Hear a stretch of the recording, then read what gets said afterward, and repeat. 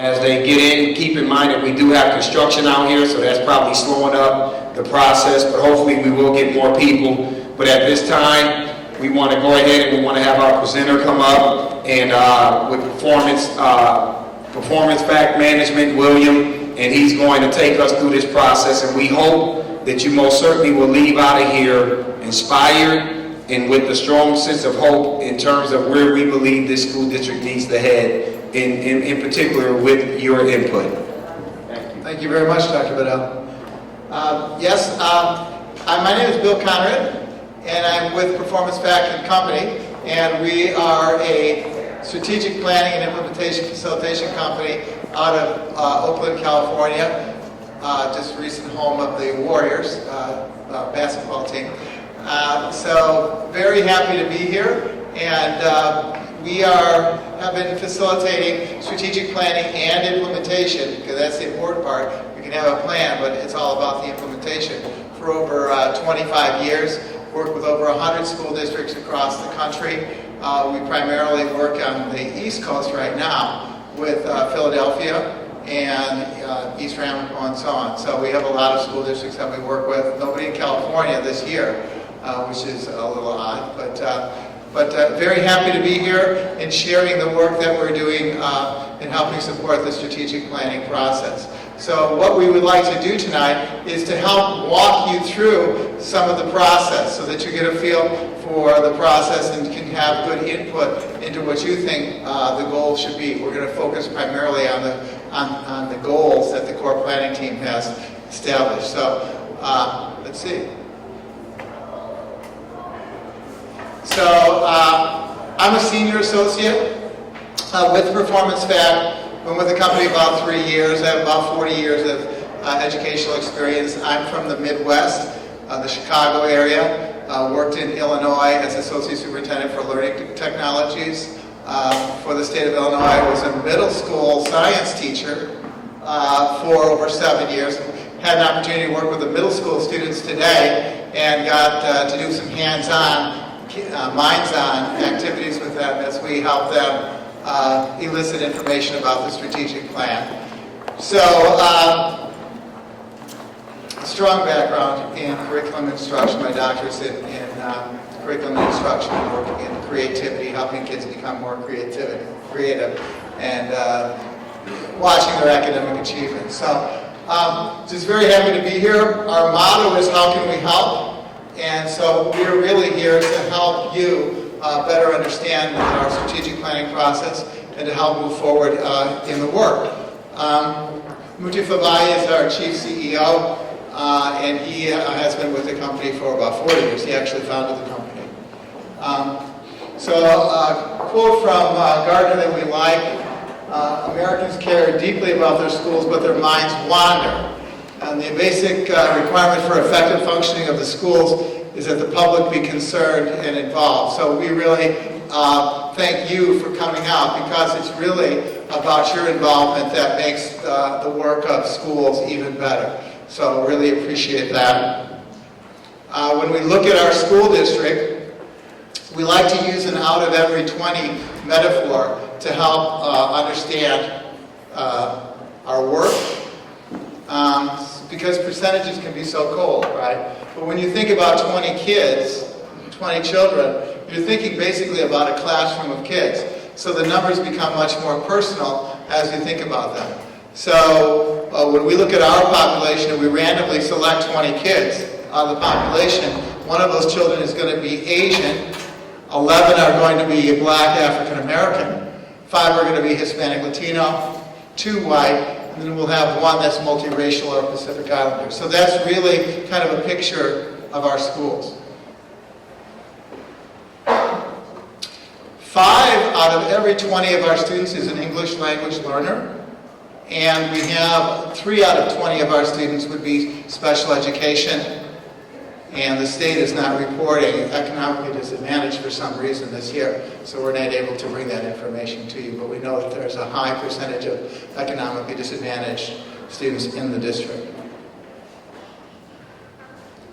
One of our theories of action is that we really believe in the community itself, that the solutions to problems that exist within systems and organizations already exist in the organization itself. It's really the fact that it has not been picked up system-wide and distributed widely. So we have outstanding practices at the teaching level, the administrative level, and so on. It's just that we need to systematize those, find them, systematize them, and make sure that everyone's doing them. So the answers are already here. You know, it's not the consultants that come in with the answers. It's really our opportunity to elicit that expertise that's already here and to be able to maximize it across the system. So today we want to do a little bit about setting the stage for the overall process of our strategic planning work here in Kansas City. We want to look at what outcomes do we want for all students, and that would be our goal-setting work. And then, again, basically look at the building blocks of our strategic plan, especially as it relates to practices, because once you know what your goals are, you have to adapt your practices to help achieve those goals. And then maybe talk a little bit about what's next. So that's our overall plan for this evening. Anyone have anything else they would like to do or talk about? Okay. So why plan? So nobody gets up in the morning and comes to work and says, you know, I want to mess up some kids today. You know, no. Everyone's coming to work individually and doing the best that they can for children. And that's great. You have individuals making decisions for kids all the time. And that's generally good. But many times the arrows are not aligned. That people have different ideas about what's good for kids. And it's harder for kids to pick up from each teacher what it is that the expectations are, what they think is best. So we think it's better to harness the individual abilities of our great staff and move them in a common direction so that we have our arrows pointing in the same direction. And that includes our students, our teachers, our principals, and our district administrative staff, all moving in harmony in the same direction. All right, so you can imagine if you want the table that you're sitting at to move, if we all got up and pushed on it, would it necessarily move? It might, right? But if we were all surrounding the table and pushing on it, odds are it wouldn't move. How is it that we can get a table to move in the same direction? If we wanted these tables to move across this way, what do we have to do? We have to push in the same direction. We have to apply the work in the same direction for the table to move. So people can be doing a lot of work pushing on the table, but the table's not moving. So what we say is that once you are in alignment with your system, that you will get better results for kids. So part of the idea of moving the table or moving the district is around having common goals. So once we can agree about what we want for boys and girls in the school district, we know we have a direction then. We can all work together to push in that direction to make sure that we achieve those goals for our boys and girls. So the idea of having common goals is a critical element of our work. We want to talk about that. Once we have our goals, we also want to look at a roadmap. How are we going to get there? And that's kind of the Oz principle too. I mean, you know, if you just don't have goals, basically anything that you do, you could get there, you might not get there, you're all moving, but we think that it's important to have a clear roadmap and direction for where we're going. And then we want to make sure that we embrace all voices in the community. As Dr. Bedell said, we don't just want to go on Mount Olympus, develop a plan and come down and say, this is our plan for moving forward. We really want to engage you in the process as well as other stakeholders in the community to make sure the staff, and then we need to mobilize our leadership around implementing the plan. Because many times strategic plans sit on shelves, nothing happens. So when we talk about this particular plan and our involving diverse voices, you can see that there are many, many different individuals and groups that have been involved in our strategic planning work. We have students. In fact, students were the first group that we met with. We met with over 100 students at the beginning of this process to find out what it is that they want in their learning. Because they obviously are the folks that we're trying to do this work for. And so we want them to grow. And so we solicited from them what it is that they need in order to enhance their learning. We involve teachers, administrators, classified aides, cabinet supervisors, and so on. So there's a lot of folks that are involved in the process.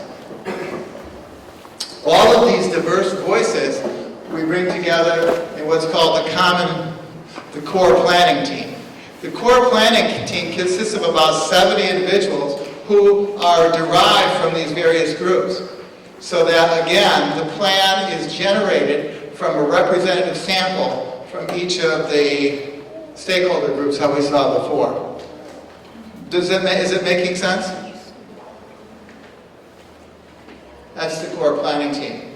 So we've been at this for several months now, and I'm not going to go into really great detail about the planning, but there has been extensive planning, especially with the core planning team up to this date, and our student work. We've been, as Mark said, we've been working with the principals, we've been working with community leaders, so there's been a plethora of opportunities to have input. And now we're engaged in a process to work with the community in what we call a reality check. Is the work that's coming out of the core planning team, does it make sense? Does it make sense to the community? So that we can get continual input and continue to refine and improve our plan. So the phases of our strategic planning process is, to begin with, is everybody ready? We also do an extensive analysis of student performance. Where are we now? And then where are we going to go next is the opportunity to build our goals and practices towards a new direction. And then once we have a general picture of where we want to go and how we're going to get there, we have to reality check it with our community to make sure that it still makes sense. And then we have to finalize the plan, how are we going to get there, and then align resources to help support that plan, and then do we have the support of our leaders. So that's a general direction for the overall strategic planning process. I'll stop there for a moment. Are there any questions? Does that make sense?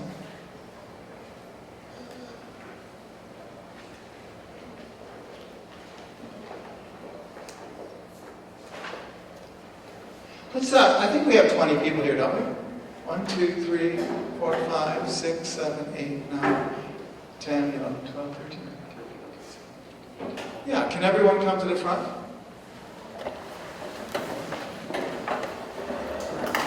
Just to the front of the room, yeah.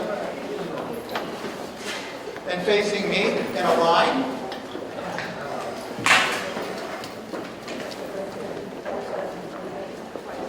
Thank you. This is kind of the audience participation.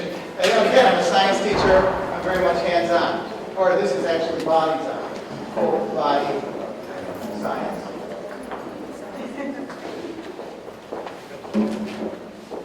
So let's, can we count on from this end? 1, 2, 3, 4, 5, 6, 7, 8, 9, 10, 11, 12, 13, 14, 15, 16, 17, 18, 20.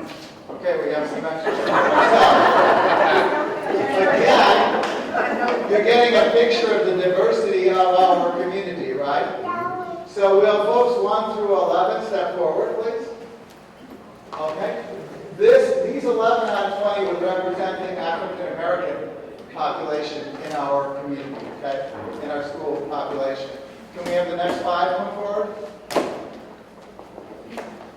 Okay, this would represent our Hispanic population. And then 2 more come forward. These are our whites, welcome whites. And then we have one person would be the multiracial Pacific Islander. Okay. So that again, we're using a line to visualize. So step back. So let's look at our performance in math. So we have 20 kids come into our school district, right? Every year, 20 out of a random 20. Okay, I need 7 of you the first 7 to step forward. And I need 13 of you to face the other way. So every year we have 20 kids coming into the district. And in ELA, 7 of them are passing. 7 of them are making it. 13 are not. Okay, that's overall. So that really gives you a picture of our performance in ELA. Now, 2 of you step back and face the wall, please. Now we have 5 left. This is our performance in mathematics. 5 out of every 20 students are proficient or advanced in mathematics. Okay, you get the idea. You're right. How does it feel, you guys facing the wall? You always want to look back, right? Right. Want to look back at the presenter. How does it feel?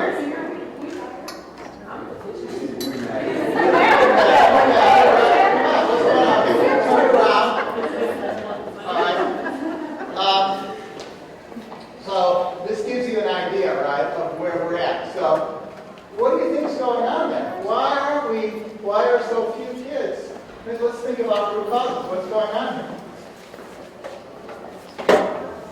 The alignment that you've been talking about. Okay. System's not aligned. Excellent idea. What's another possibility? Mental health and trauma, the effects of mental health and trauma. Okay, mental health and trauma. Keep coming. What else? Hungry. Kids hungry? Yeah, what else? 20% expectation body doesn't speak English or different. Okay. 20% of student body doesn't speak English. All right. What else? Some just don't care. Some kids just don't care. What else? What? Worked all night. I know I did last night. No. Who was working all night? The kids. The kids are working all night, you know? What else? Lowered expectations. Lowered expectations on the part of the kids? Okay, lowered expectations, you know? Soft racism going on a little bit, you know? Lower expectations here for some kids. For some of our kids, right? Maybe not all of our kids, but some of our kids will be lower expectations. What else? Lack of teacher concern or care. Lack of teachers' care. Now we're looking at, we're looking at the students, and now we're looking at some root causes around the teachers, right? Lack of cultural responsive practices and instruction. So now we're looking at some practices that could be problematic. Okay. Cultural responsiveness. So The that cultural gives of the teachers, of adults. of the adults in the system, of the adult. Okay, excellent. And some other possible root causes. Yeah. Limited access to quality early childhood programs. Okay. One thing I experienced is that as alumni from the district, my parents aren't able to teach me after school. So there's a limited resources on A, parent involvement, and B, programs that help students like myself. Very good. Get involved in all. And maybe because they're working, maybe because they're working all night. Maybe they're working all night, right? Okay. Yes. So inappropriate or one-size-fits-all curriculum? Okay, a one-size-fits-all curriculum, no differentiation of the curriculum. All right, could be an issue, yes? Limited on technology like the earphones. Yes. I have a problem with. But then they don't work very well, what's the issue with those? The kids are wearing them, is that it? They don't have that. Unless they're listening to NPR. It's probably a name. All right, okay, well, let's have a nice round of applause for our magnificent class.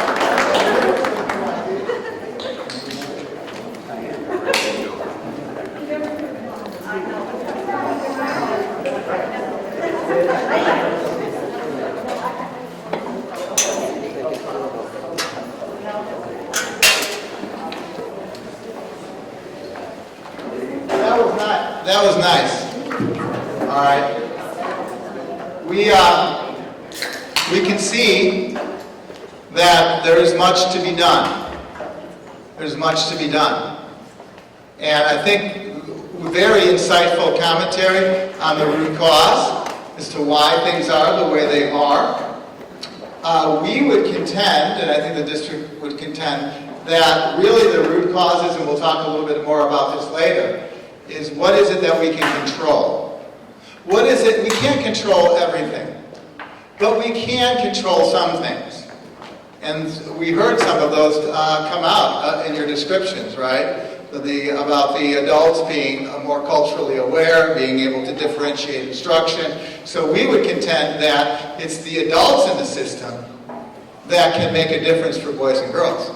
That when we bring adult practice, teacher practice, principal practice, and into alignment, and also parent practice, we're going to get better results for our kids. And so that's kind of our theory of action, right? And that there's some tendency to say kids aren't learning because of the kids. But is it possible for one teacher to take kids from this level and another teacher to take them to this level? Is it possible? Then it can't be the kids. It can't be the kids. It's when we raise our game, when we raise our practices to their highest level, and we take kids all the way up, all the way to the top. Is it possible? It's possible. So we're saying, as a district, that that's the mindset that we want to take. We want our practices to be at the highest possible level, so that we can take all of our kids all the way up. So a little activity to kind of get us going as a group. Enough of me talking. What I'd like us to think about is you say, they say. So we have social media. It's very popular. And I thought about, well, if we had an app for Kansas City Public Schools, and we wanted to have a message that came across, what would you say? What would you personally say about Kansas City Public Schools? And what would be scrolling around across that app? Right now. Right now. What would you say they think, the outside? What would the others outside of our district say about our school district? What would be the scrolling highlight or headline? I used to use this newspapers, what would be the headline in it? But now I'm so with it, I'm so hip. Even at my advanced age, I'm translating this into an app, right? Now, let's say we are super effective at planning and implementing our strategic plan in, say, 4 years. In 4 years, we have a super duper strategic plan with awesome goals and practices in place, and we're implementing it like crazy. In 4 years, what would you say? What do you think you'd say, or what would you want to say in 4 years? And what would they say in 4 years after a super fantastic strategic plan is being implemented? Does that make sense? So it's a conversation. So let's start a conversation around that. What would they say? What would you say? What would they say? Okay? Why don't you kind of get together? No? That's okay. Laughing's good. Are you okay with that? To kind of talk to introduce yourselves to one another? Talk amongst yourselves? Turn around? I can't start with the heavy stuff right away. I don't want to start with the heavy.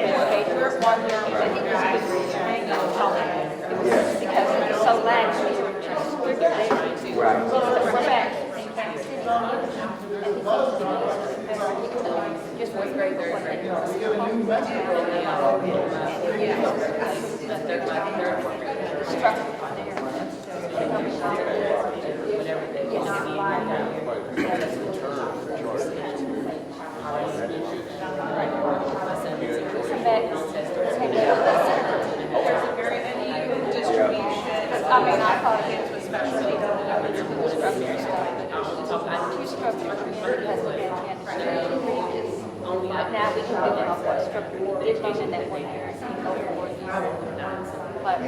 first and second grade. Starting very small, like preschool period, to see what's her opinion, what's her opinion, or what's her opinion, what's something you said, and what it is here. My son is first in restaurant teachers. Yeah, biggest problem because of the math test that I have to give. I don't make up the questions or what's the test. All the time, like, they worked on tomatoes. So tomatoes, showing us on the exam. No matter how much you lost tomatoes, you get tomatoes. And they cut down. I just dressed it for the class. Something like that. And that's just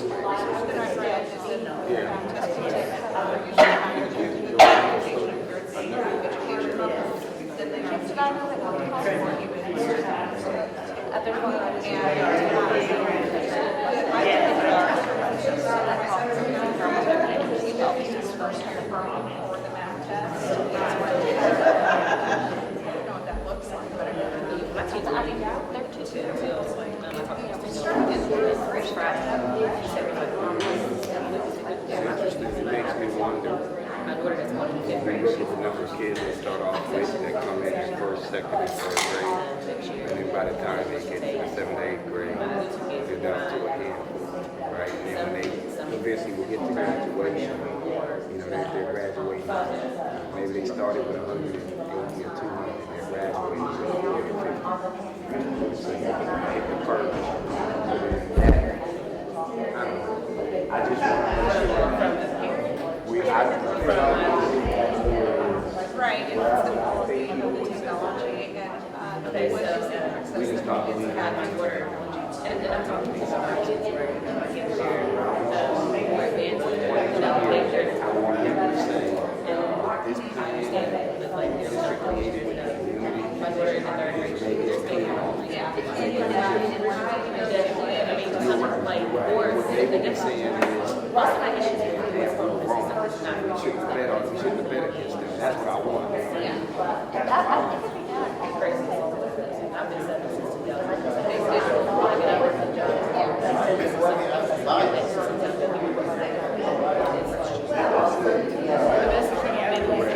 My the alternative side, I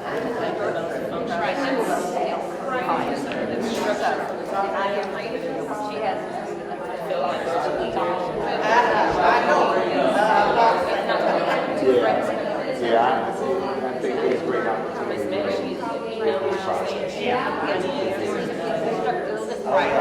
I think you'll be able to see that you're much more ahead of the season. You guys are we have this really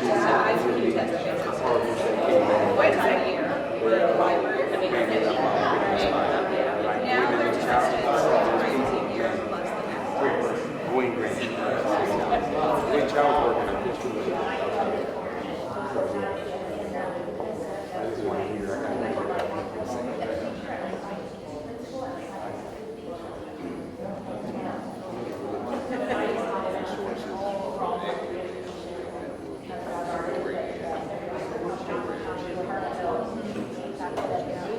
Okay, 1 minute. We need more time. Do we need more time? All right, I'll give you 5 minutes. All right, that's good. 5 minutes.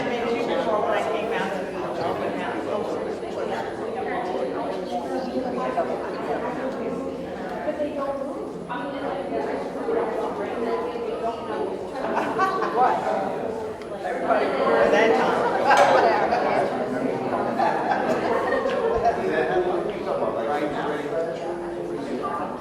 Yeah, kindergarten. Smart boards. Smart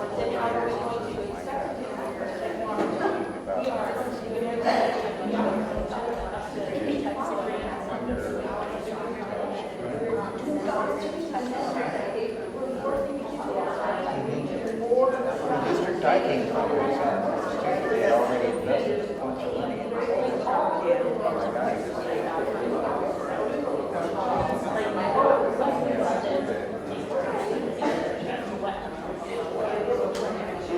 The problem is you have kids that can't read, kids that can't read in the same classroom with one teacher, and then have to work.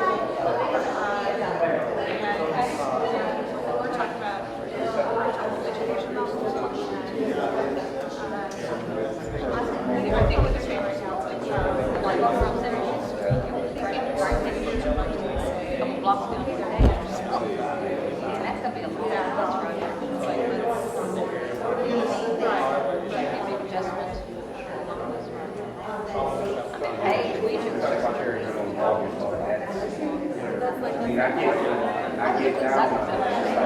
I know we send phone messages, email, meetings. I'm just sitting here praying, and I know that people show up, even if it's just to show their best interest in me. The people who are trying to create a public high school. They got the same. They did. They got the same. And I'm here just to hold up here. They're from this rail line. And they have provided strategic planning. But that's where I make me, right? So then they would say to me, we didn't get it right. And nobody gave us a voice. But like now, I'm sitting here telling you, you want to be advocates, come and get an idea of where the district is going. Let's say, maybe something happens. Maybe we all come together and start working so we can't have permanent service now. Do right by them first. Right? Because if you do right by them, other people will start sending their kids here. Right, you If can we be successful. focusing on what we don't have, I call it chasing ghosts. Like we've been chasing ghosts since like 30, and they haven't come. So try to do right by what we have. And then people will get another say, okay, they're building resources that they can use when they enter our schools. They're already on the trajectory where they can take a rigorous track and not having to do remediation because we're already kind of involved because what they're not doing the real pre-operation either. You know?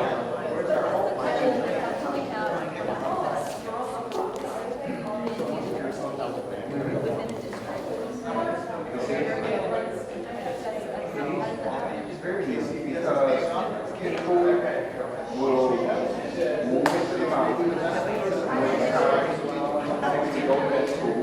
Charge their kids, they go there, they go to the charge, they live within the boundaries. So what did you guys come up with? As soon as they come in and apply, they do what they need to do.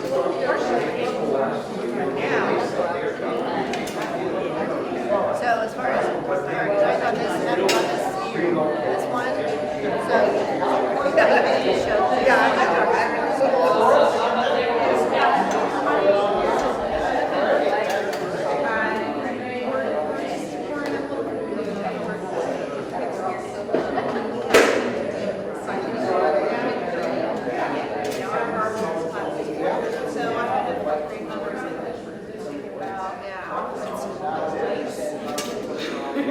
Give me some time. And let's, so you have also Right now, it's not necessarily their first life.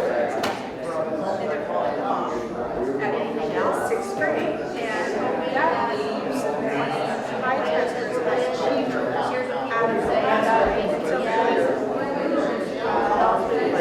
different levels of grade, and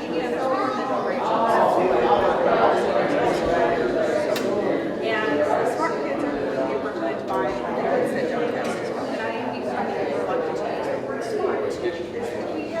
word smart. Let's test because it measure what you know, performance, right? So, but you're getting your best tester. So, I was a bit on the I disagree strongly that even kids actually from the school in sixth grade, even in seventh grade, grade two, seventh graders are not developed in ninth graders. So, I mean, it's hard to this conversation is very different. And that's also reiterated right there in the district. When we're selecting leading into this false fear that, unless we get into this one school, then we're bringing our children to it. Right. So, what do you do to draw the different, not just to retain kids and until they're in sixth grade. Not necessarily. Yeah, I mean, if we get to all 3 years of junior high school, it should be short as possible. Thank you, everyone. 3, 2, 1.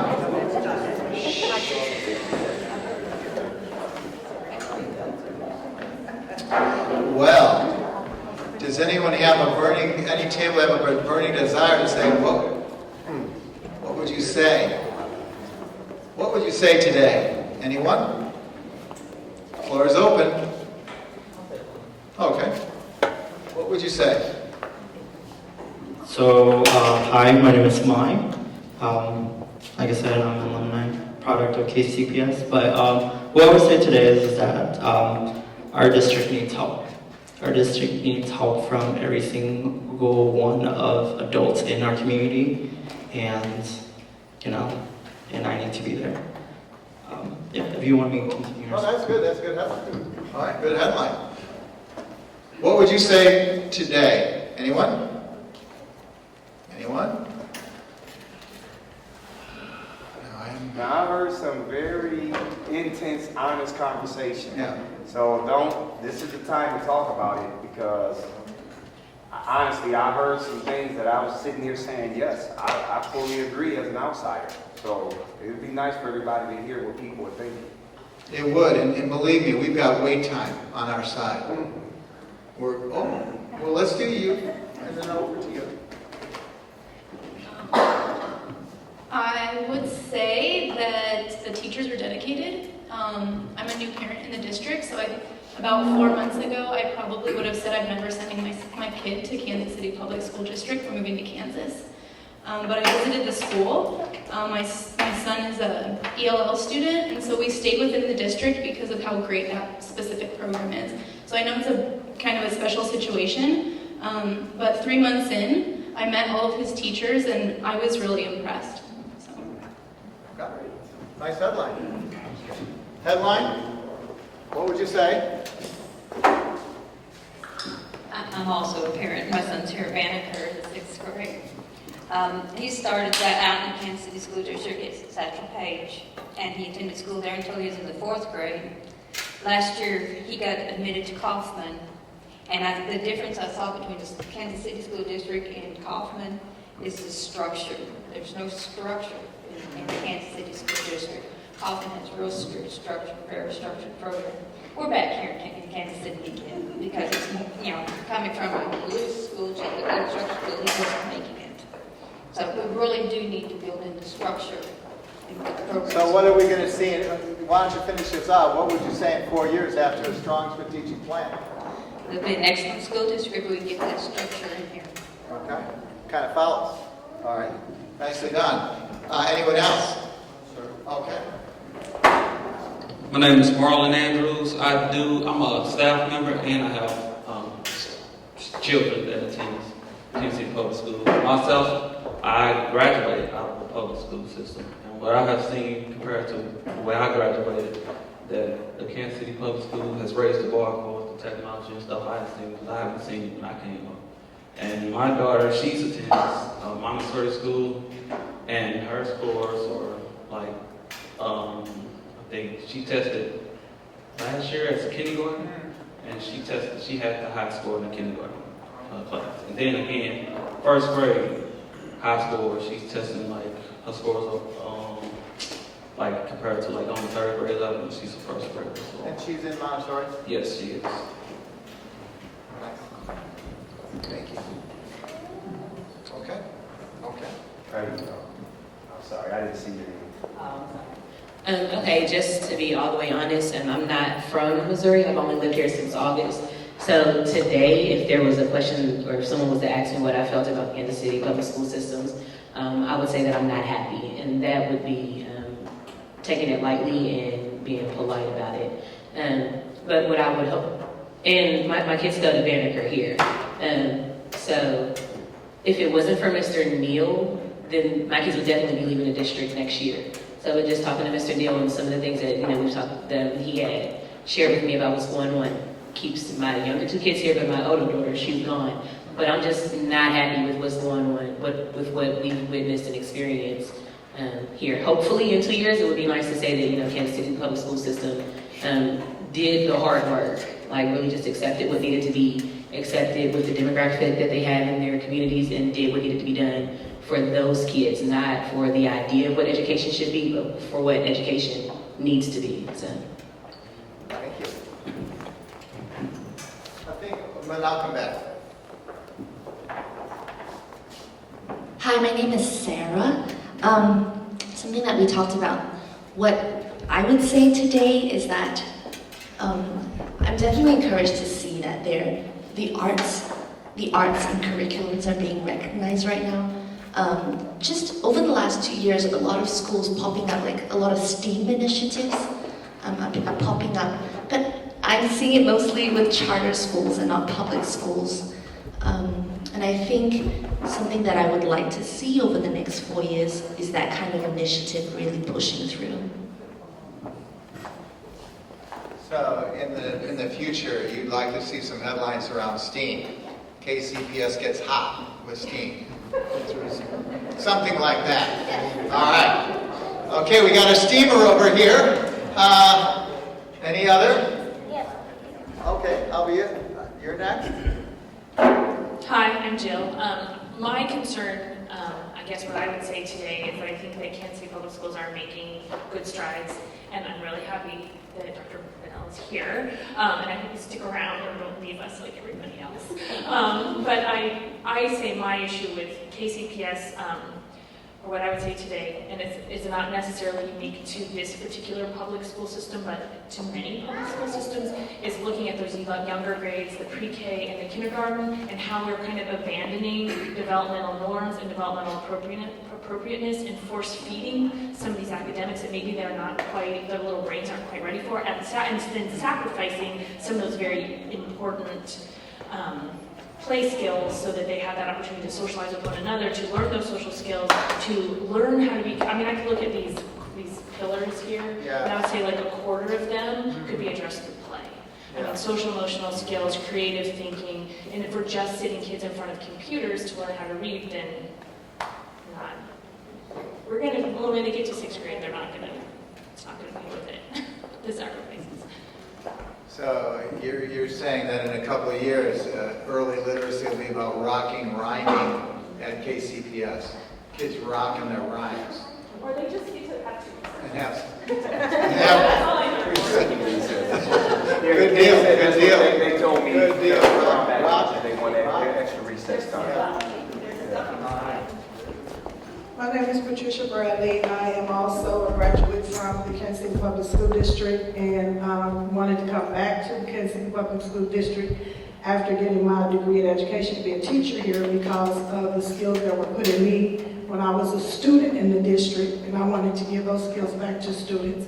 The thing that I see, and since I've been in the district as a second grade teacher this year, but I worked pre-K before, and pre-K was smooth and easy, okay. The things I see in being a second grade teacher is that we need more parent involvement in the schools.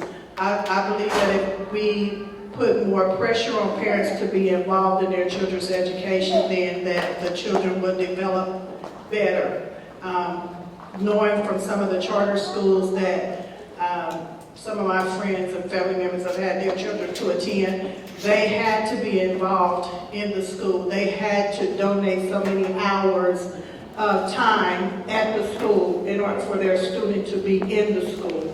And so I feel like if we demand our parents that they have to give so many community service hours in the school, being around their children, then maybe the discipline issues will kind of narrow down some, and maybe we can focus more on the academics and raising the scores for the students. Thank you. So strategic plans are about building our hopes and dreams. Goodbye, Dr. Bedell. Thank you, everybody.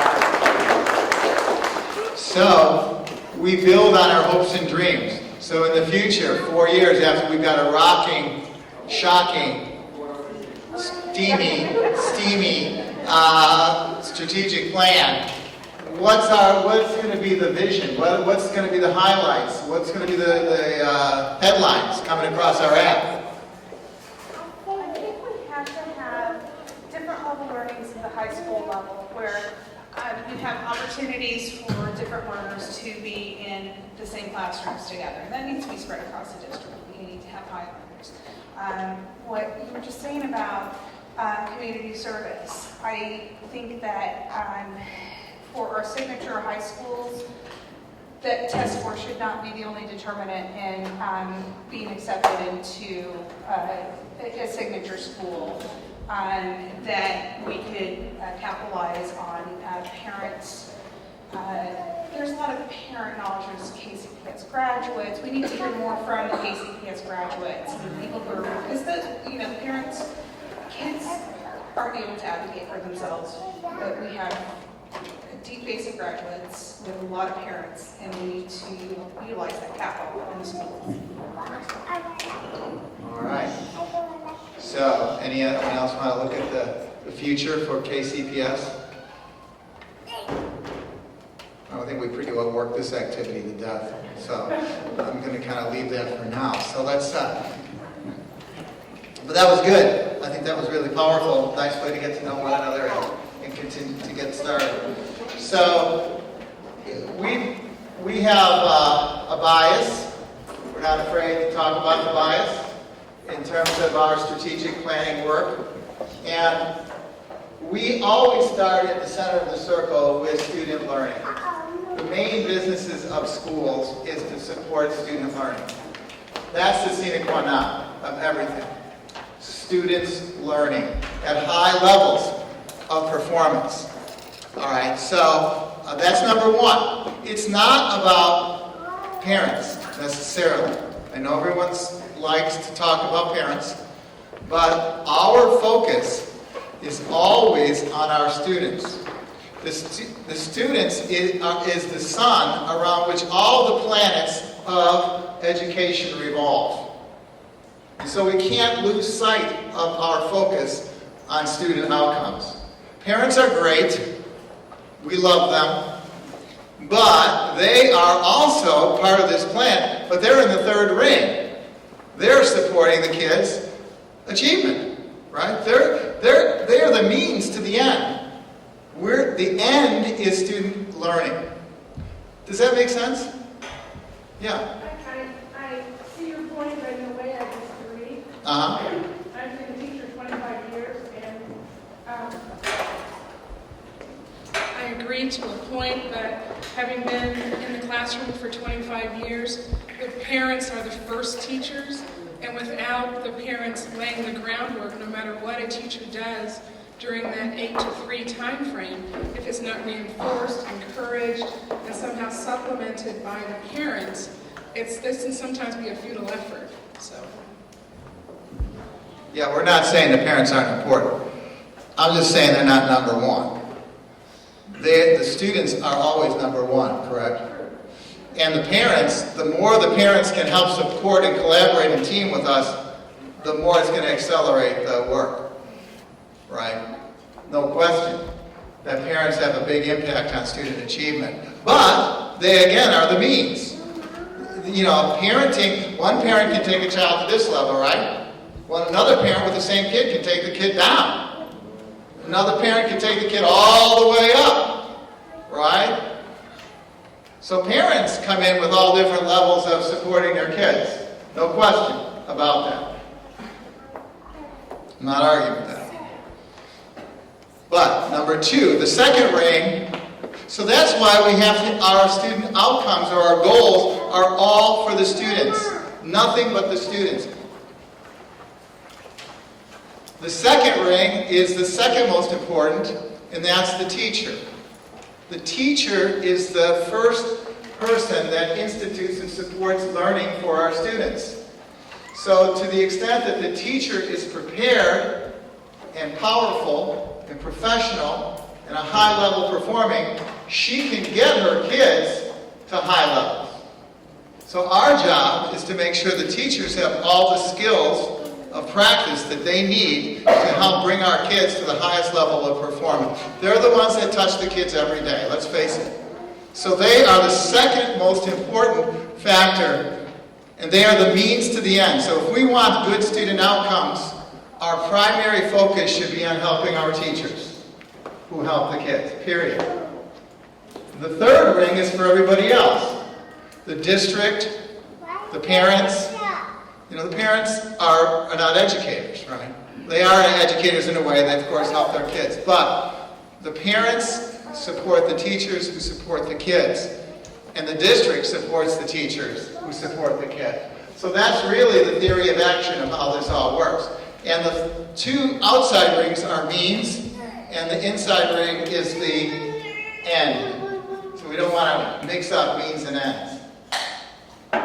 So far, we have been working on, with the core planning team, and we've drafted some goals that we're going to share tonight. We've also identified some pillars of practice for teachers, administrators, and the district. And we've also identified some potential educational strategies or actions that we can take. So we're started to move along this path, and tonight's going to be more of a reality check around that work. Questions? Okay, let's look at this. What goals do we have for all of our students? So if you don't know where you're going, any path will get you there. So when we think about our goals and measures, some criteria that we have is that we need to have high standards for all of our kids. All of them. No matter special education, EL, Hispanic, black, brown, blue eyes, whatever, our expectations are high for every single kid in the district.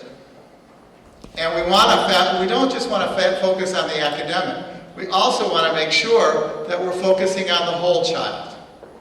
And this is some of the test concerns that we hear. We want to make sure that our kids are resilient, that they can persevere, that they feel safe, that they're resilient, and they're emotionally healthy. Our goals also need to support transitions, because we know kids go from kindergarten to elementary, from elementary to middle, and from middle to high school, and then high school to college and career. So we need to be especially cognizant of those transition years when we think about our goals. And then fast forward, for those kids that are not moving as fast as we'd like, we'd have to have opportunities for differentiation and helping support and accelerate that learning. What do you think? Good criteria for goals? Any others that we missed? So now we want you to take a look at some buckets, the bucket list, some ideas for goals. So I handed out a list of goals. Did everyone get a copy of the goals list? It's the addendum. It's the addendum. Anyone else? Yeah. So, thank you. So, now as I said, we work with over 100 school districts in the nation, and we're also in Lagos, Nigeria as well. We've seen a lot. We've also looked at the research. So every time we go to a school district, we learn a little bit more about what's appropriate and what's good about student goals. Now, we think we pretty much nailed it with these 18 goals. We may be off, or maybe other things that we're missing. But what we'd like you to do is to individually take a look at the goals and identify what you think would be the top 5. So if you were the master of the world of this district, and you were going to select 5 goals for this school district, goal buckets, what would they be? 1 through 5. Any questions about that? Is that pretty clear? So take a look, read through. We put a little label and a description with each one. So what do you think? What are the top 5? And then I'll put the criteria back so that you can see the criteria. Success for all.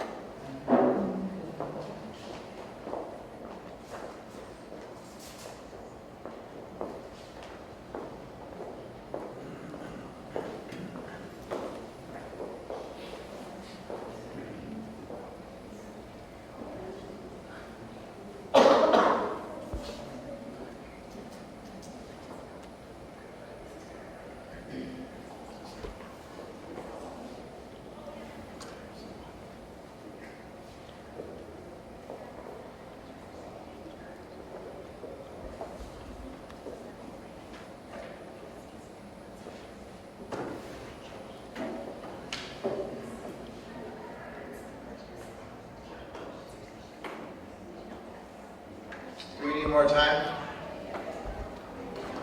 People have about 5? You can put 5 on it? All right. Now I'm going to need teams to form now of minimally 4 people. I'll accept 3 on petition. But I'm hoping we can get 4 or 5 people together. Diversity is important here. Let's kind of mix it up a little bit. Come on. Try and get 4 or 5 together. How about that big 5 over here? Come back here with us. Who do I go over there? Maybe that 3. We're down to 3. Maybe they can. You guys can all get together.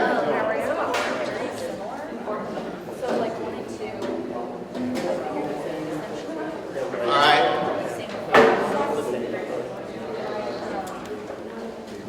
Now, this is 3, 2, 1. If you can hear my voice clap.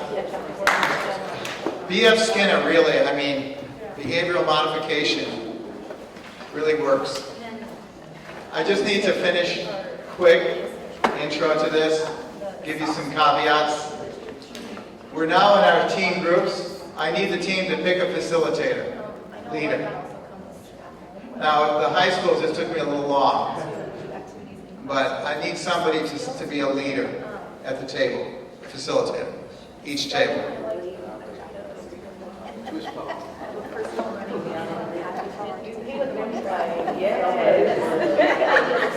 Will the facilitator please stand? Please rise at each table. I need the facilitator to rise. Rise up. What happened here? Who's the facilitator at this table?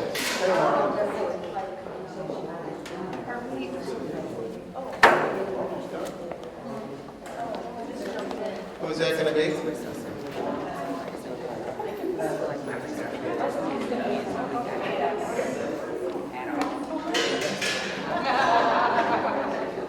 Let's have a nice round of applause for our facilitator.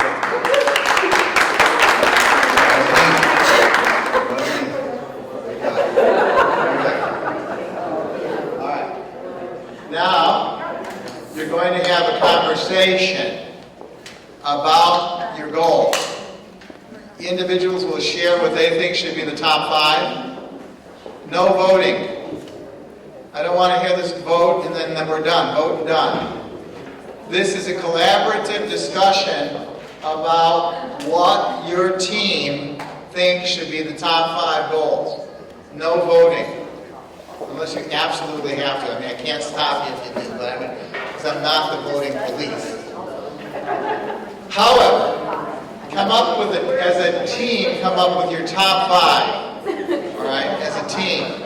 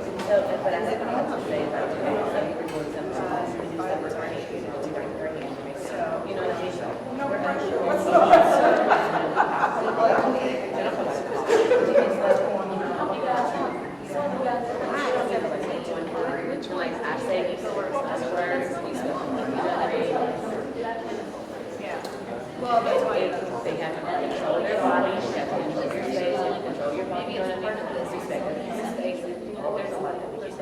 So I believe there's nothing wrong with the special needs are possible, but it's. well, we should have that. I think that should, why not have that as standard?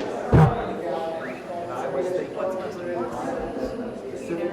what differentiates charters which of the you were let's just do like this and then let's what happens or it's too much of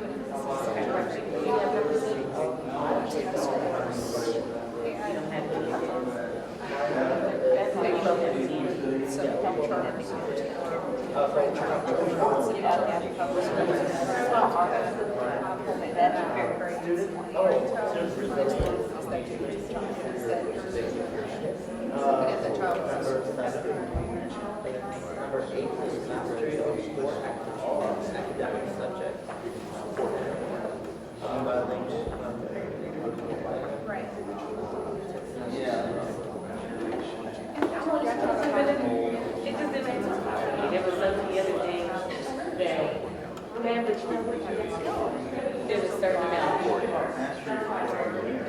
Right. 18-year-old. Right, and I have 9-year-old. But you need a scrub driver, you know what I mean? So, let your build up, we should do this. Cornerstone. All of this. Yeah.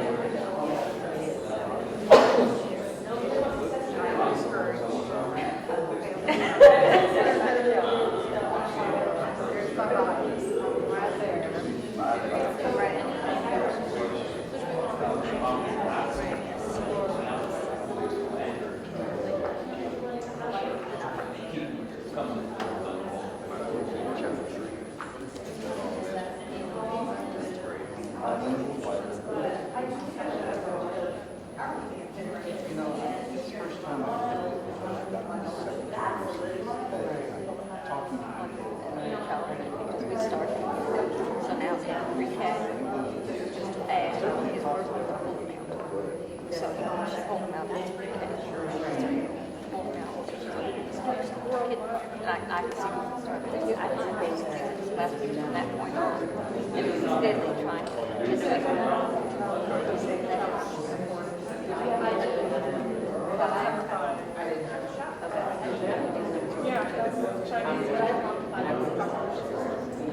And then, of course, you're my part. that's the goal.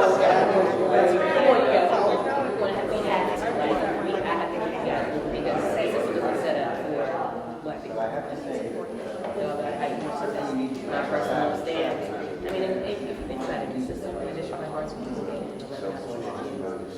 Oh, wait a minute. Are you saying two? I thought you were talking about. I didn't agree with two. And it's like my top five.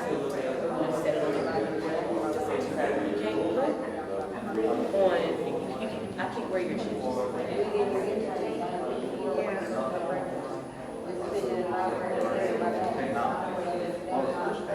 I mean, I'm not saying I don't support it. I'm saying, yeah,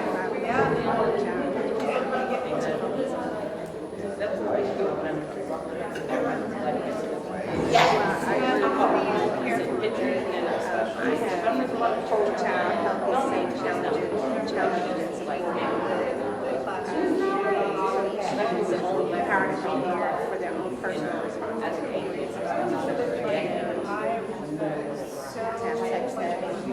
if I was going to put it, I would actually reduce that from text that to something never that would struggle. Because my child really need to make sure that children know where your attitude means growth for every student. And so it focuses on the underperforming kids as well as children on track. So we want to make sure that they're all growing. Focus on that. And then I have high school graduates.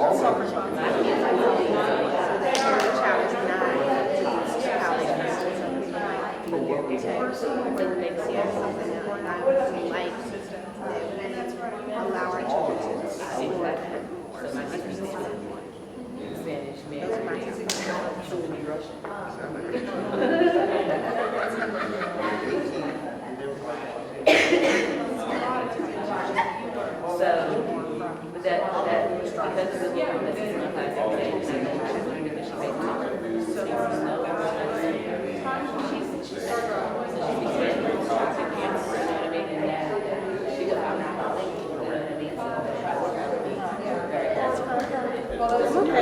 I'm okay with not. That's why I say that on our top.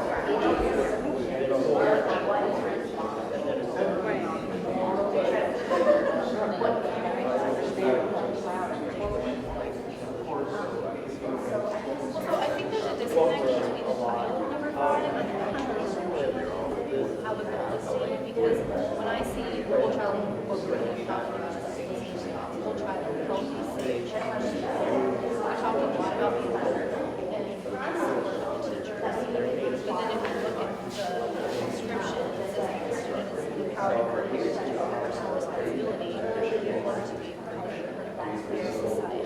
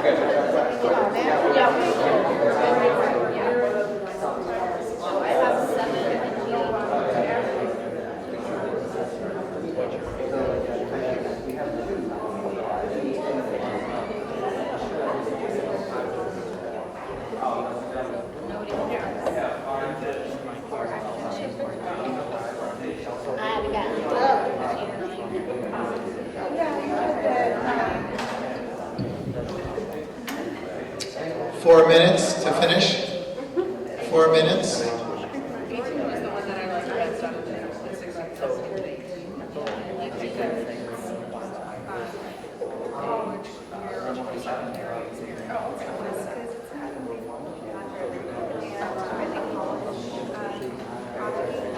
That's right. Well,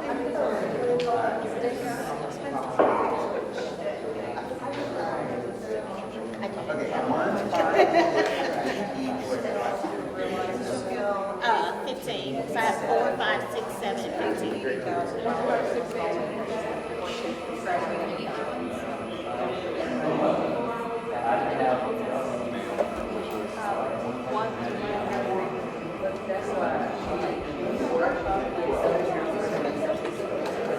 Absolutely.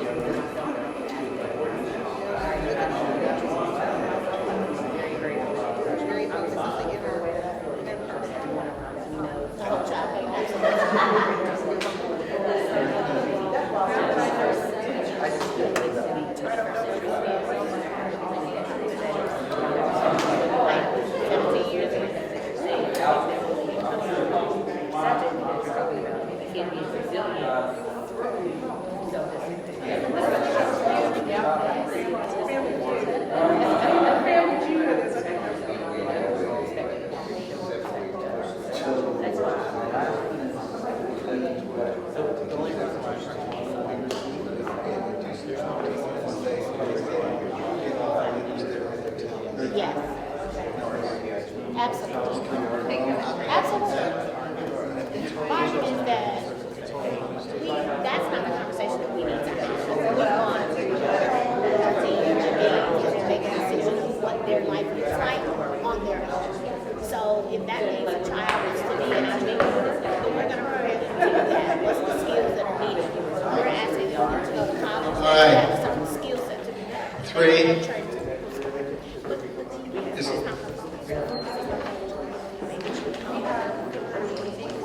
Three, 2, 1. Do do do do do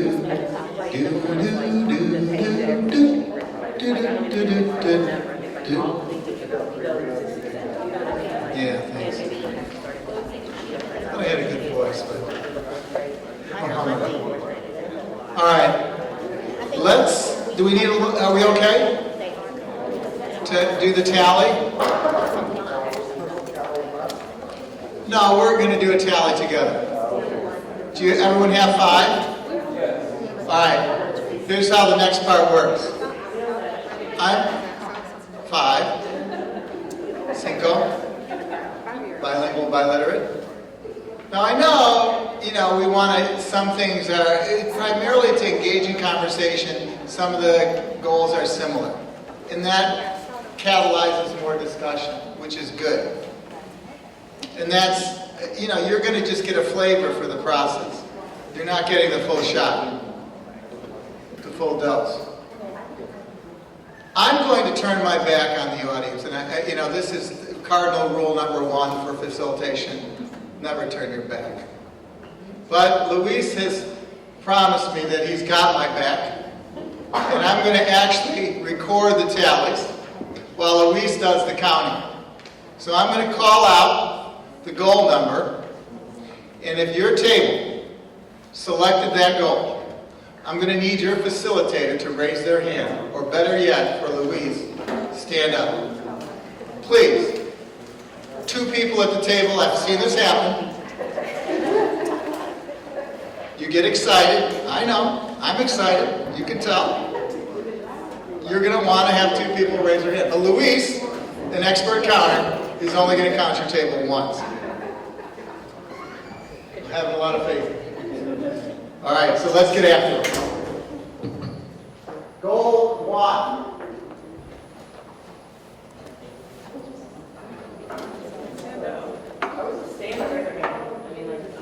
You guys stand up. 1.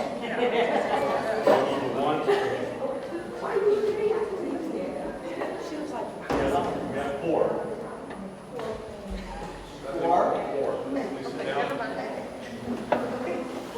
Goal number 2.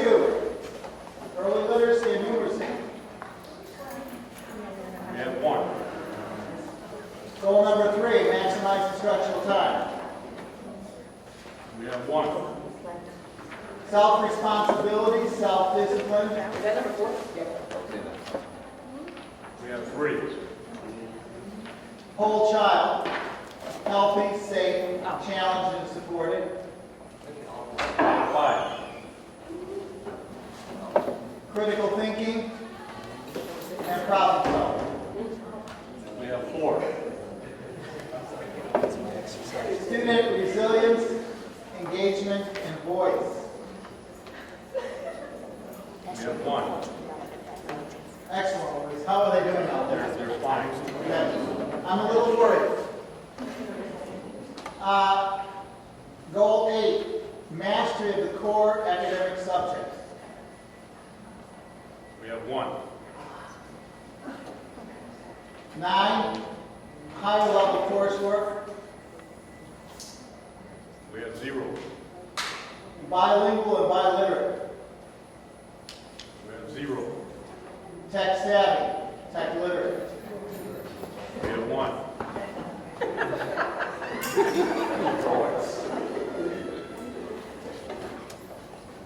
Goal 12, continuous growth for every student by name.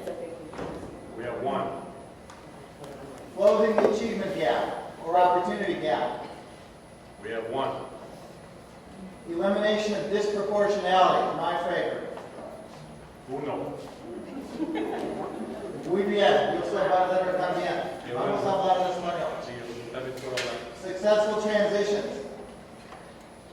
We have 0. Persistence to high school graduation.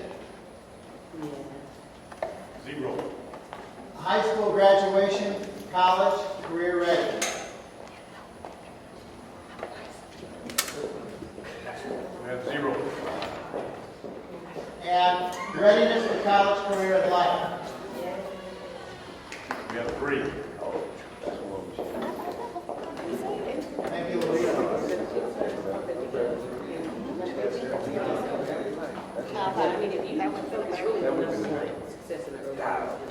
Yeah, let's look at our tally. The conversation continues. Remember, this is a democratic opportunity. We don't vote. Well, vote, you can vote in democracy, but this is about a discussion. Because is it not possible that somebody who selected one table that selected 1, could convince the other tables that, in fact, their choice should be a goal for our community? Is it possible? It's possible. So let's take the group that picked maximizing instructional time as a goal for our students. Can I have the table that selected that, please? Give us your reasoning for why you think maximizing instructional time is a goal. Well, the research definitely states that any student who is chronically absent in any grade between the 8th grade and 12th grade is 7 times as likely to drop out of school. And so we know that it's critically important that our students are at school each and every day, but not only at school, it's how do we utilize that time once they're there. Because a student can be at school every day, but if students are not engaged, you have an hour and a half downtime where that's time wasted, and we're not getting the full benefit out of that time that they are present. And so we want to make sure they not only show up, but then that teachers are teaching bell to bell and fully utilizing that instructional time. And this has a positive spin to it. It's not about dropout or absenteeism. It's about maximizing instruction.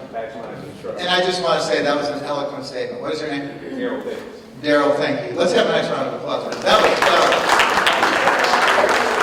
However, did Daryl change any of our minds? I mean, he was brilliant. Without that, you can't accomplish the others. Well, he's not going to give up. He's not giving up. You're right. They got to be here to learn. We're hearing it. We're seeing the headline already. All right? Any table want to sway a vote, take a vote away from something else, and move it into maximizing instructional time? Do you want to comment? No. Yeah, I beat that one pretty hard. All right. So, yeah, it's open. Do you want to talk about one? Number 14. We're going to talk about number 14 for a while. Sorry, Daryl. I did my best. The facilitator can only do so much. Okay, so the elimination of disproportionalities, basically, students in different schools are treated differently based off of the area and the community that they live in. And that's dependent on a lot of different reasons. Taxes have a lot to go in with why schools have funding for certain things or why not. It also depends on where teachers go. So your better teachers go to better funded schools. So then the disproportionality is different in those areas. But if teachers were going everywhere and working in every school because every school had the resources that they needed, they had the support that they needed, then those disproportionalities wouldn't exist. So then we wouldn't have issues with behaviors and some students being suspended for infractions that other students aren't because teachers are being more fair. And I can go on and on and on and on, but for the sake of time. That was eloquent as well. And I've got tears in my eyes on that one right now. So, 14. Did anyone want to comment on that eloquent or change their vote, move something? Anybody? 14. Anybody jumping on 14? The 14 bandwagon still got one in it. You can put one on it. Make an attempt. Here's another attempt for 14. Come on. Bring it up. So, like I said, I'm a product of KCPS. I mainly go to Northeast High School, majority of my high school year. The last year I went to Paseo Academy of Fine Performing Arts. And there are a big difference between those two schools. One of them is that Paseo Academy is well funded. I mean, enough for me to pursue the career that I want or think I want at that time. And so thinking back now, I wonder where will I be if I continue being at Northeast High School? And where are those resources that Northeast High School needed at that time? So not voting for this, is thinking about those students are being left behind because of the schools that they're currently in. And I was fortunate enough to have a better opportunity at a different school, but unfortunately, other students don't. And so that's my case for, the disproportionate, is that schools like Northeast High School really do need your help. And that's my goal here, is to advocate for those schools. 14 gets a round of applause. Anyone willing to change their vote, one of their votes towards disproportionality? I'm being swayed by everyone's argument, but as like we can't really change votes in this. Right. Yeah. That's you have awoken me to this issue, and but as a team, but yeah, I think they're all really wonderful votes. So, I'm trying to give you a flavor for the core planning team, and if we had 2 hours, we could go back at this, go another round based on what people have said. But I think we can be pretty sure that this particular group is in favor of the early years, success in the early years, because numbers 1 and 2 really are about success in the early years. So we can say that probably would be a pretty solid goal. Where's another solid goal? Number 5, which is whole child healthy, safe challenge, is pretty much solid as a goal. People can accept that as a goal. Anything else on the board? Critical thinking and problem solving. Okay, critical thinking and problem solving seem to be powerful with you, the community. All right. What about the graduation, numbers 16, 17, and 18? The end game. We had 3, but it's not getting a resounding number of selections. You have all those other things. They're good things. You would follow the life. Right. That makes sense. So, any other comments about why graduation? Because usually graduation comes out as a huge, huge hit on the hit parade. Absolutely. I mean, as a district, we need to raise our graduation rates. That's starkly clear. Yeah. So, and that's what may prevent us from selling the district to other families. Like, okay, what's the graduation rate? So, Right. and it's not just about graduation. Between really 16, 17, and 18, for me personally, it was just a minor difference in the wording of the three. Yeah, they're very What close. we're moving towards 18 was ready for career and post-secondary experiences. It may not be college. I mean, college may not be a suitable path for every kid, but Right. There's technical training, vocational training. There's connecting students to the community, to opportunities, internships, all kinds of things that could be rolled into 18. We later noticed that 17 and 18 really are the same, except for 18 added life, and that 17 possibly could be eliminated. But then we wouldn't have had a good discussion. That's true. All right, so it's just interesting to me that there was kind of an expectation that graduation was going to happen if we do the other things well. All right, but that's how it played out. So let's see what the core planning team has been coming up with, so that you get a view of that. Close your eyes for a second. I'm going to. So when we do the tally, when the core planning team met for several days, and they spent several days on this, we got a match with you, right?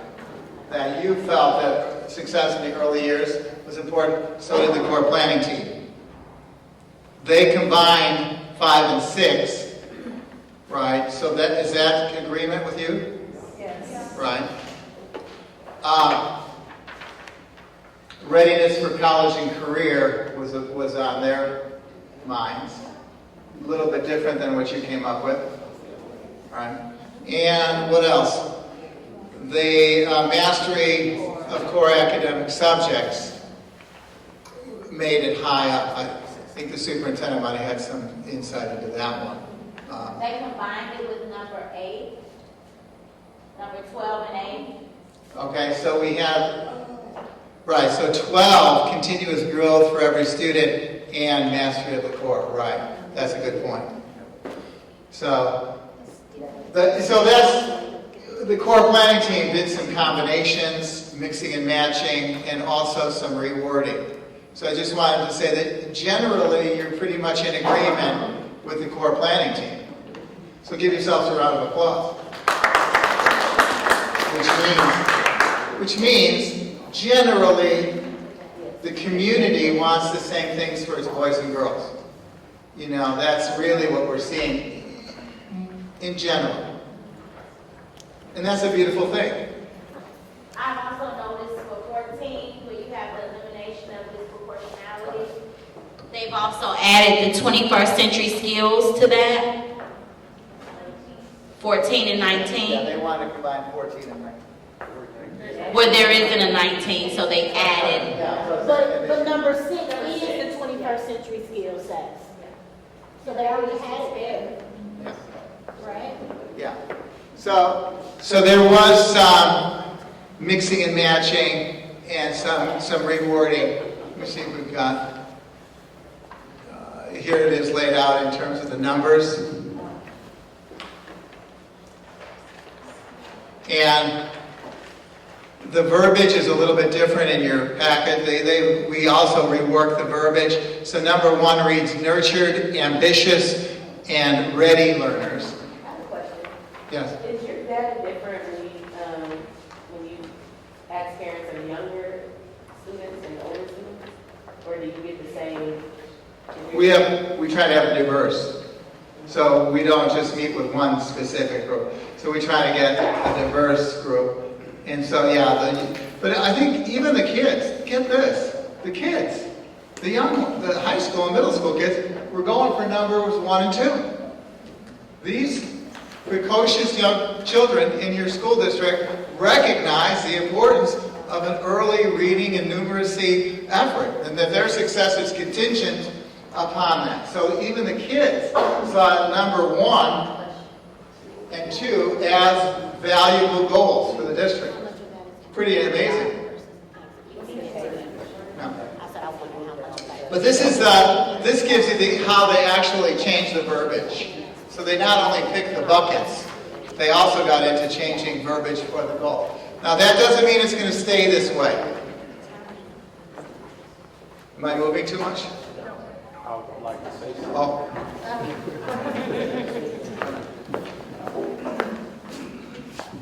Just been looking.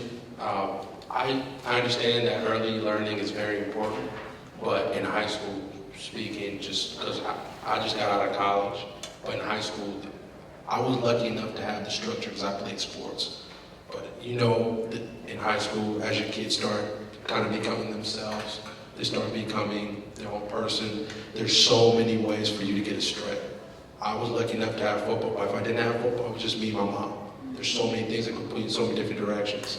I can literally think of probably a few times here where I'd be like, hey, I don't need to go to school today. And then that just mothballs. Next you know, you're dropping out of high school. I understand early learning is very important, but don't forget about them when they're in high school. Things to challenge them, things that they want to find. I understand. And what my mom always said, you're going to go to college. And that's literally all I knew. But once I got to college, I didn't know them about technical school. I didn't know about all these internships I go to. I didn't know about these EMT things that you can really do. So just show them that. Sometimes, let's be honest, some kids just aren't cutting up for college. Right. That does not mean that there's nothing else besides that. That's right. So you gotta imprint them like, hey, there's all these different avenues. You don't have to go to college. Right. And that's what I've seen so many of my high school people who said they graduated, but they really didn't. They just walked on the stage and they still missing credits. I just turned 24 years old. All right. And they still haven't graduated high school. So just don't forget about them and just show them that there are all these different paths besides college to go to.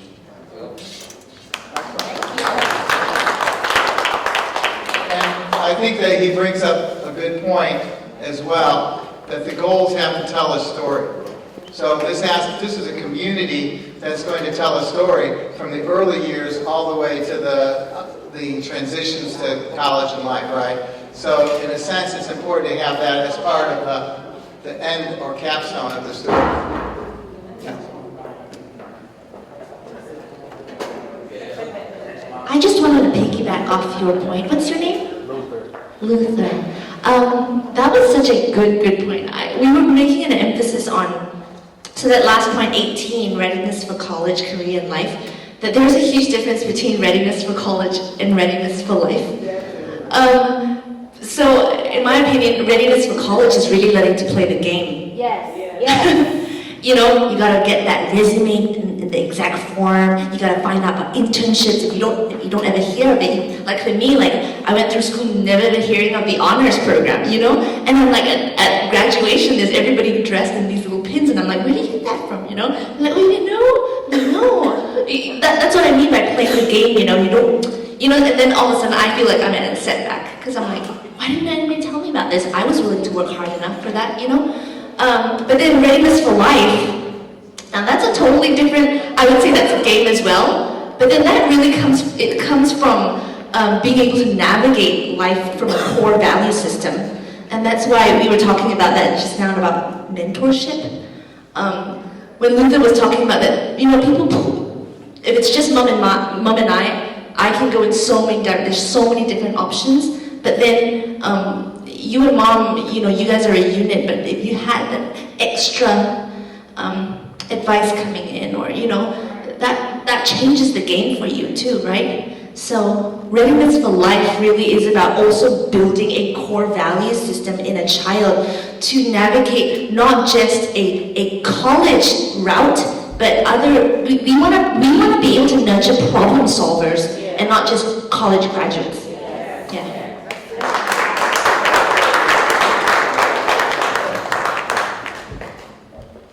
Wow. Don't you feel it? Yeah. Are you feeling it? You feeling the buzz? This is the powerful conversation, right? The powerful conversation of a community coming together and talking about what's important for boys and girls of our community. And this is critical work. And the passion, the intellect, the focus on the student goals is so important, because it really is the springboard for everything else. And I've spent probably too much time as a facilitator taking you through the goals, but do you feel that way? A little overkill on the goals, or is that? So the goals are critically important because they do set your direction, where the district is going to go. I'm only going to talk a little, we only have a few minutes left. I don't think we can go through another time for another exercise on the pillars, but maybe we, you want to try the pillars? Yeah. Let's try the pillars? Absolutely. All right. That's what stands you up, right? So, once we have the goals, we have the ends, we have to go back to the means. What are the means to get the goals accomplished? Now, this school building is built on 4 critical foundations. Do we change the foundations every year for this school? No. They are so powerful and strong that they support this building even if we change the interior walls, change it into a different kind of structure inside. The foundation does not change. Similarly, in our model of education, that the one pillar that's most important is teaching and learning. Teaching and learning is a pillar that supports our educational work in the district. It cannot be ignored. And it's what teachers do every day with boys and girls that make the difference. Another pillar is schools can't do it alone. We heard from over here that parents are a critical partner in this work. Schools and teachers can't do it alone. They need their parents to help support the work as well. So that becomes a pillar for our school district in practice. Third pillar is investing in people. Remember, if all of our teachers are at this level, they're going to stay at that level. The only way they're going to get to the next level is through professional development and collaboration. It's not just bringing people in. It's also allowing teachers to work together and collaborate. And remember we talked about Oz? The expertise is already here. The problem is we have not allowed for enough collaboration among the teachers to bring this across the system. And then the final pillar over in this corner, I think it's right there. Yeah. That pillar is called managing the whole. So trying to keep everything balanced and together is important. So you need systems that are going to help you manage all of the professional learning and the investment in people and the teaching and learning. Does that make sense? So what I'd like you to think about for the pillars is similar to what we did before. But in your sheets you have a list of 16 potential pillars. You should select 4 that you think are critical for our district as we move forward. And this is around what? Practice, means. One of those pillars should be around teaching and learning. One of the pillars should be around schools can't do it alone. One of the pillars over on this side should be about investing in people, and one of the pillars should be about managing the whole. Make sense? See if you can select 4 pillars in 5 minutes. For a minute a pillar and a little extra time.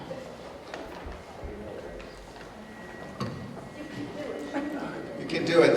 No group has ever gone this far. I've never taken a group this talented as this.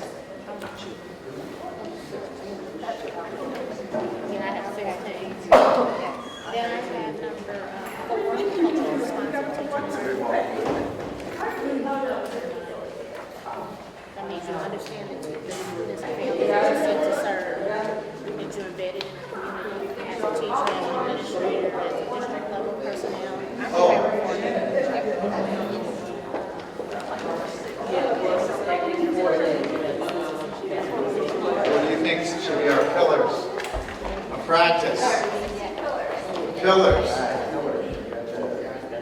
Well, when they're arbitrary, how do you meet them? When you keep them in the goalposts, how do you meet them? When they're biased, systemically, 16 pillars. how do you meet them? Yeah, they're in your packet. The pillars are described in your packet as well. 16 pillars, 16 candles. 16. What do you like? I think differentiation. Maybe 6 to 3. You know, because everyone is down the same. Right. You know, and some kids interest, then you have the that are that have maybe some remedial so it's got to be able to See, I say they all fall in the high expectations for all. So just because I have all of us have high expectations set for us, that doesn't mean we're saying all of us should be achieving on the same level. So even if you are on the multiple special needs, you still can have a high expectation, right? If you're even on the floor, what is my high expectation for you? I know like I don't get down there with you. That type of thing. So I think all of that's folded. What are our expectations for our students? And I think before too long we have not had high expectations.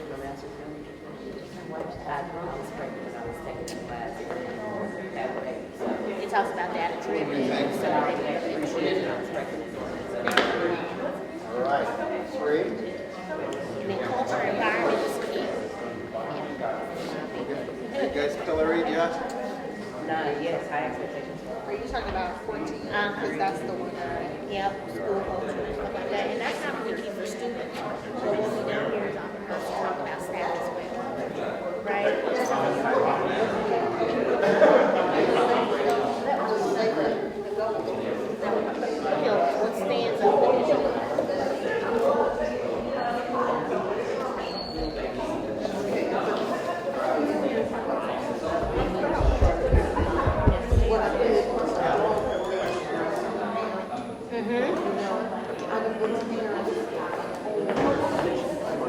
Yeah.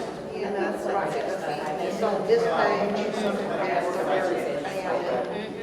You know, here they got the parent to family. So like, This page, so 6 pages.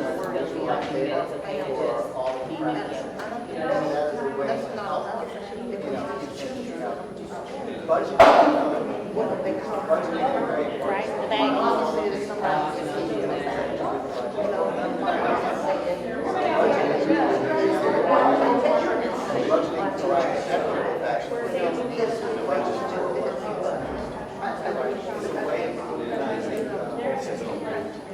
Several ways. I think you're preaching to the choir. Yeah. No support for that. I just don't say it enough. I mean, all of these So perhaps in that case, where priorities are, but this particular.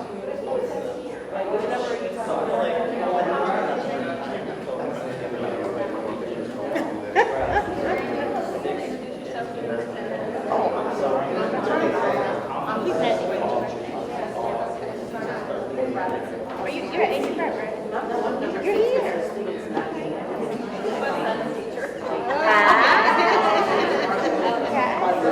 Yes, awesome. Yes. And then maybe we'll go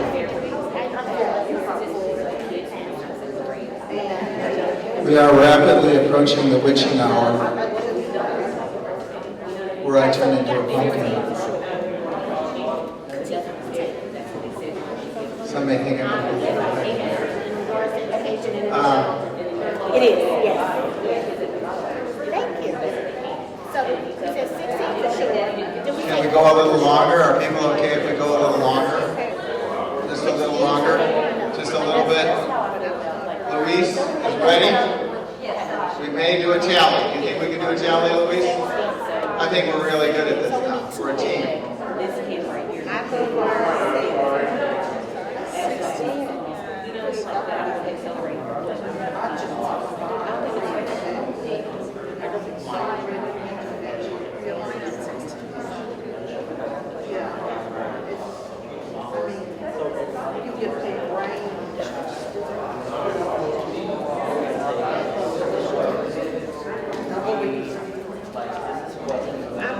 I'm sorry, I was on a totally different plane because I was talking about number 14. It has a different color, which for me is very important for the children to feel. Okay, so we definitely agree on 14, we definitely agree on 16, we definitely agree on 4. So the last one is the problem. Right, so you all say combine 3 and 6. What do you think? Like, that's just not where I would have it with accelerated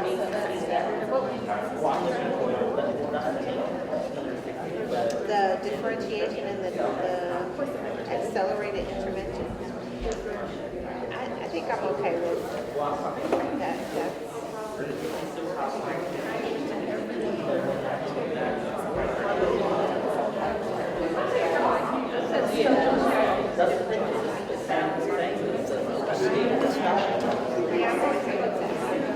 I don't feel that strongly about the accelerated intervention.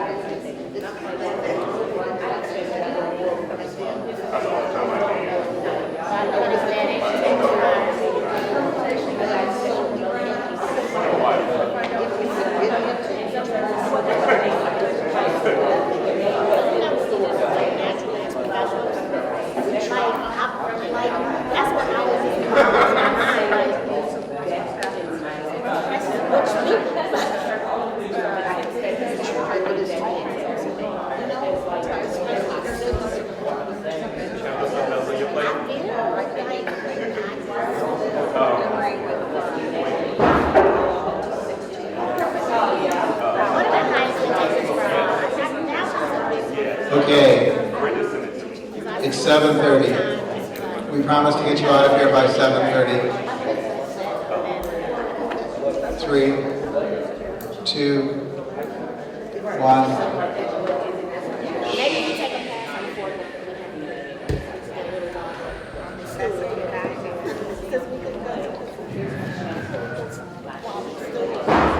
Okay, if you can hear my voice, clap once.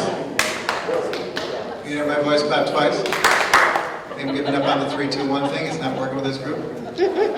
Great group. Really, I mean, your stamina, Louise and I, your stamina is amazing this late in the evening.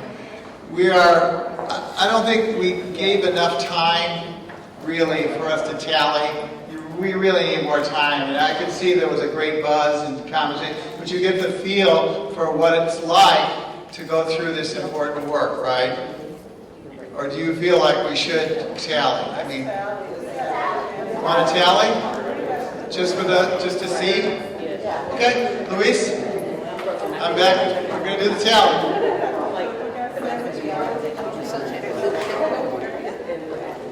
All right, number 1, standards align, consistent instruction. Stand up.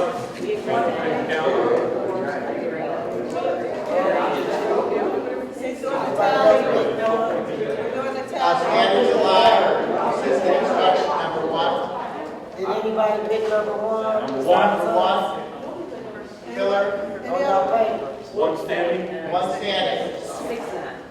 Pillar number 2, equitable access to rigorous high-level programs. Anyone? We have 0. Okay, number 3, differentiation. Stand up, please. 3 and 4 out of each. Count 4. You're right.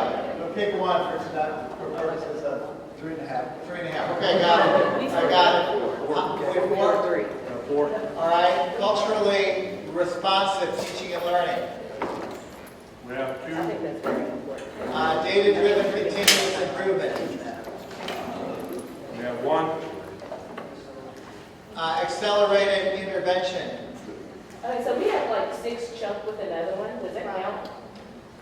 Pick your predominant. It's a big debate. Yes, it's like what happened. Well, 4, 6. 9. What do we got for 6, Louise? Number 6, stand up again. We actually wanted to provide 3. We only have 1. Yeah. For the first go around, we're just going to line up one. We'll combine later. Okay. You want to? What do we got for 6? None. None. 7. Collegiate. 0. 0. 8. 0. 9. 1. Okay, 10. Effective teacher. 1. And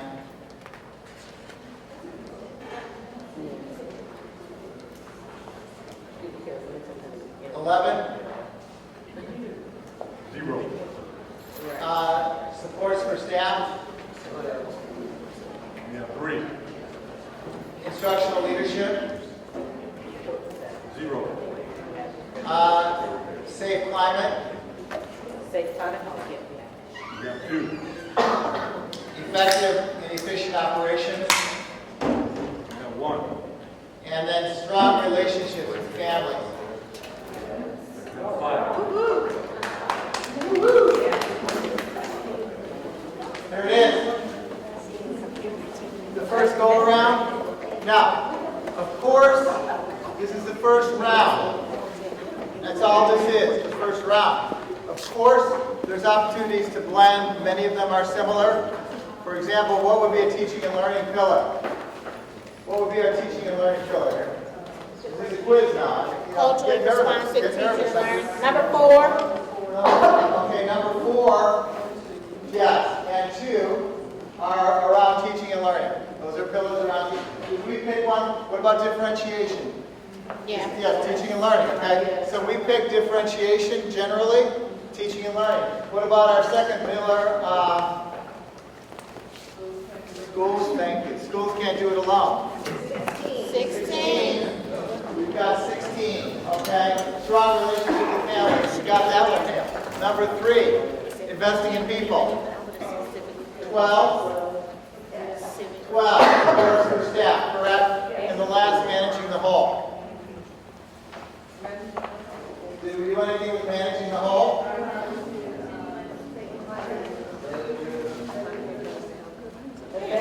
This one, effective and efficient operations, we got 1 vote. We need to work on that. We Well, got 14, the safe climate. What is it? Is it a safe climate or taking care of the It could. It could. You can count that as managing the whole. All right. You got an idea of how the process is working, how we're moving. This will be incorporated into our overall view as we move forward. It may impact the core planning team. It is possible that they can change their views based on what the community you guys are sharing. I want to thank everyone for coming out tonight on this pre-rainy night in Kansas City. Oh.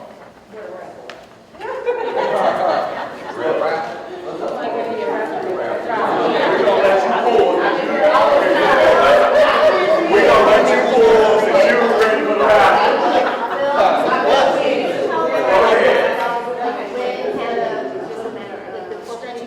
Yeah. 7-7, 1-5, 2-1, 6. Oh! Are you serious? I had 2-1-2. So, wait, the winner gets the pull. There's 3 more. Okay. Now you pull one. Go ahead. Winner gets the pull. Go ahead. 7-7, 1-5, 2-2-4. 2-2-4.